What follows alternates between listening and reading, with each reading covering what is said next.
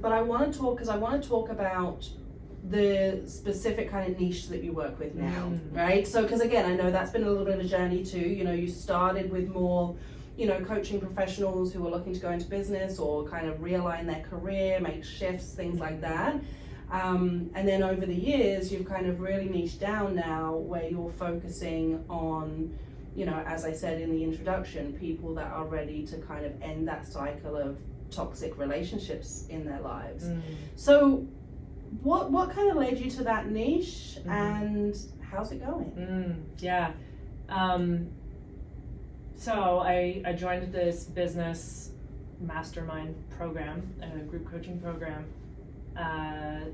in 2021. This was the one where I was like, all right, I'm going to get this passive income during my pregnancy, get it all up and running. Had to put it all on hold.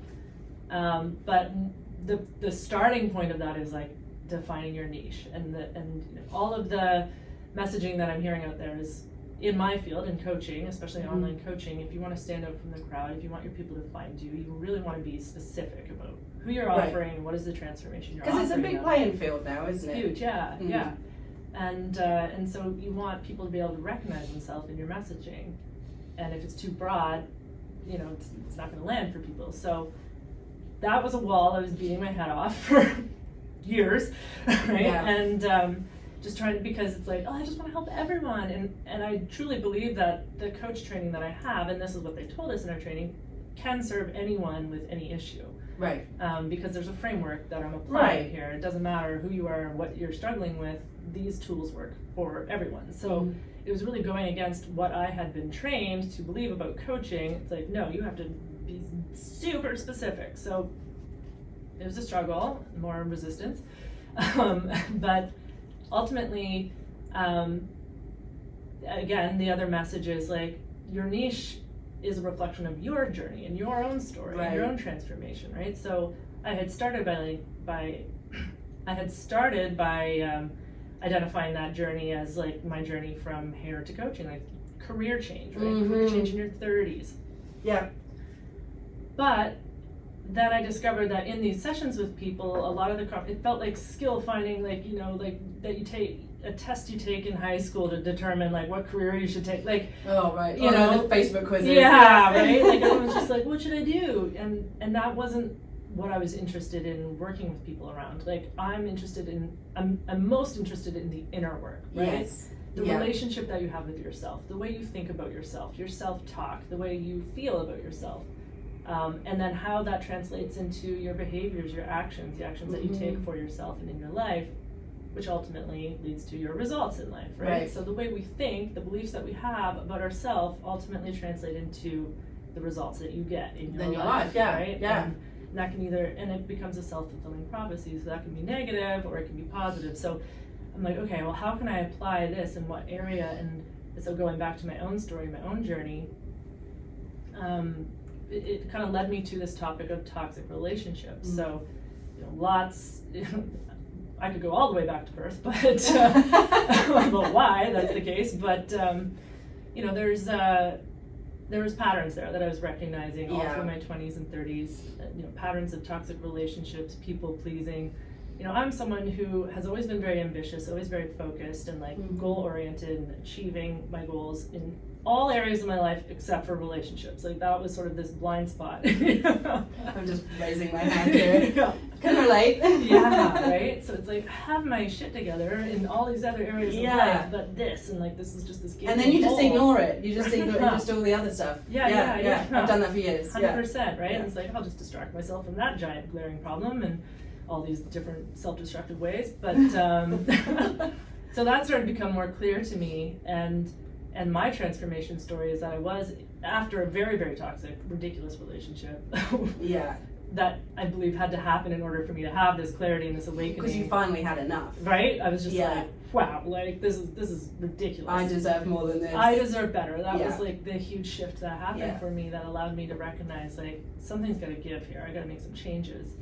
And was able to then meet my now husband and get clarity about like, what do I want, instead of molding myself to be what I thought other people wanted to be, these people I was dating. What do I want? What fits into my life? Like, what's a natural fit, right? And to do that, you have to go through the process of learning yourself, knowing Mhm. yourself, and that can be, it's not easy work to do. Mm-hmm. You know, I'm in a similar situation where the last few years I've been kind of really sort of looking at this, and sometimes it can be easier to ignore, Mm-hmm. right? 100%. Because So- there's a lot of uncomfortable stuff that can come up. Yeah. Things that we don't want to see about ourselves, what we call it, what I call our shadow Yes. self, right? So Yeah. those are these parts of ourselves that we push into the shadows and we're like, nope, not gonna look at that, la la la la la, right? Yeah. So it's no coincidence that this all happened in and around the time that I was doing my coach training and doing all this sort of inner Mhm. reflection and inner work. Along comes Colin, because I was getting more clear on who I am and what I want And what you would, who you would accept into your, yes, vicinity, right? right? I started learning about boundaries. What a concept! who knew? Yeah. Oh, you can have boundaries. You can say no, like because I'm such a people pleaser by Yes. nature, right? And again, many reasons why. Going all the way back to literal birth, but so there was a lot of unlearning and a lot of clarity coming, and thus then I met Colin, and now we've been together for 6 years, married for 3. We have a son. It's amazing. And he's been amazing. such a strong support Huge through all huge of support. this. Yes, right. Yeah. He's so solid. He's so stable, and yeah, it's just a very healthy, loving, playful, supportive relationship. It's like the relationship I always saw in other people. I knew it was possible because I'd see it in my friends or clients or people around me. I was like, okay, that's possible. That's what I want, right? But you just don't know how to get But there. I don't know how to get it, and I kept settling for less, right? Mhm. So now I have it. Yay! Now I have it. Transformation complete in that one area anyway. And so I saw, okay, this is an area that I could really serve people. Yeah. And it really, because the whole career thing, that's an experience I had, but again, it was like a lot of people coming out of corporate, wanting to go into their own business, or I don't know, it was just like a world that didn't feel as familiar to me as relationships. I've spent 15 years doing people's hair talking about relationships. That's Right. the number one topic that comes up when you're sitting in someone's chair for 3 hours, Yeah, of course. We're going to talk about relationships. So Yeah.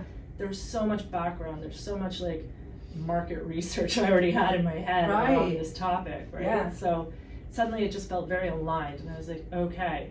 And they say like in coaching, it's like money, health, or relationships are sort of the 3 main areas of coaching, and Makes sense. right, Yeah, and, makes sense. And so I was like, okay, this is feeling like it, and so again, looking to my story, it's like, okay, well, the ambitious people pleaser stuck in a cycle of toxic Yeah. relationships, who wants to like really develop that clarity and confidence to speak up and show up for what they really want. Yeah. instead And of I'm holding- sure that learning too has translated to the rest of your life too, Mhm. professional as well, because you were mentioning earlier about when we were talking about taking that step to just jump in feet first. You have to have that self-belief, Mhm. and you can only build that self-belief by doing all of this inner work that you've Mhm. spoken about. And taking those tentative steps in the low Yes. times, right? And and trusting learning and that you'll trusting. end up somewhere that you should be. Yes. Yeah. No, it's such an inspiring journey, and I think the service you're offering now, your niche now, I think you're going to have a very captive audience. I think probably the majority of females between 25 and 40 is going to go, yep, I get it. Especially these days. I mean, dating these days is tough times out there. oof. Yeah, Yeah. it really is. So no, I'm so pleased everything is going so well for you.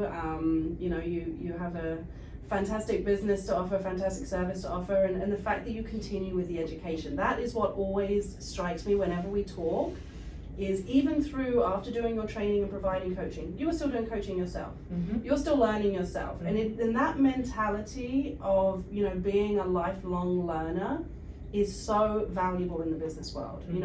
I always say to people, in more kind of in the sales kind of environment, but the day you think you know everything is the day you will fail. Yeah.